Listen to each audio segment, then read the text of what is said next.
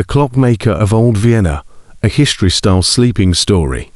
Long before grand towers rose in the cities of Europe, when carriages still rolled over cobblestones and lamps glowed from oil instead of electricity, there lived a quiet old clockmaker named Herr Otto in the city of Vienna. His shop was small, tucked between a baker's workshop and a bookbinder's stall. From the outside, it did not look special, but for those who stepped inside, it felt like stepping into a peaceful world where time slowed down. Every wall was covered with clockstall clocks, round clocks, tiny pocket watches, dusty hourglasses, but none of them ticked loudly. Herr Otto always made them soft and gentle, just like his nature. A peaceful life. Otto had lived for many years. He remembered times of kings and music, of snow in winter, and bright markets in summer. People came to him, it was only to fix time, but sometimes just to talk. In the early morning, when the city was still quiet, Otto would sit beside the window with a cup of warm tea. He would watch the first rays of sunlight touch the roofs, and he would begin his slow work, polishing gears, unwinding springs. There was no hurry, no rush, just the patient heartbeat of time, the special clock. One winter evening, when the air smelled of fresh snow, a young woman entered his shop. She looked tired, as if she hadn't slept in days. "Master Otto," she said softly, "I have heard you once made a clock that brought peace to those who listened to it. Does it still exist?" Otto smiled gently. "The peace clock," he said. "Yes, but it has not ticked in many years." He walked to a dusty cabinet and opened it. Inside was a small wooden clock, beautifully carved with leaves and stars. Its hands had stopped long ago, but everything about it felt quietly magical. It was made in a time of war, Otto explained.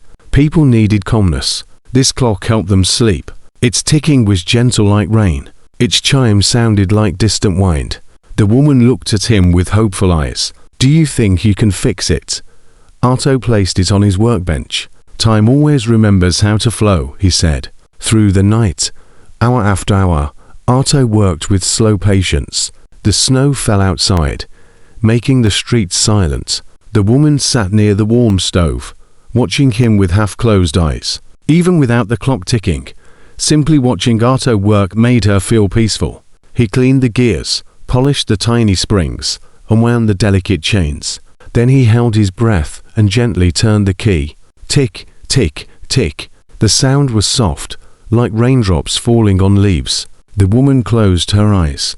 She hadn't meant to fall asleep, but it came easily, like drifting into a warm dream. Dreams of the past while she slept. Otto remembered the night long ago when he first made the clock. He remembered people frightened by storms and soldiers, and how the ticking gave them comfort. To Otto, making clocks was never about counting seconds. It was about giving moments of peace. He watched the woman sleeping, her breathing slow and steady, as the clock ticked beside her. Morning come when sunrise finally touched the frosted windows. The woman woke up. She felt lighter than she had in months.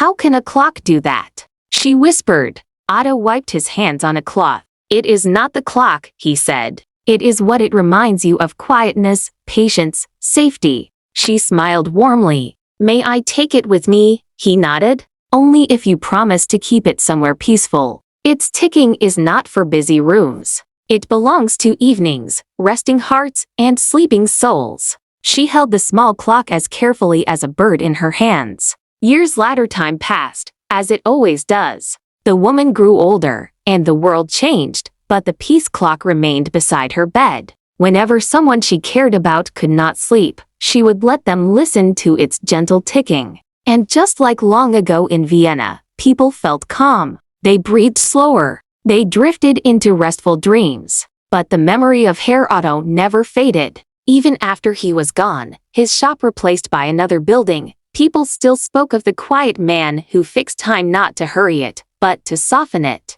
A soft ending. And so, dear listener, as you lie down tonight, imagine the warm little room filled with clocks, the gentle hum of ticking, the glow of a winter lamp, and the peaceful breath of sleep settling slowly like snow. Let your mind wander into quiet places. Let your body rest like a clock that no longer needs winding. And let time flow softly around you. Good night, traveler. Sleep gently. Sleep deeply. You are safe.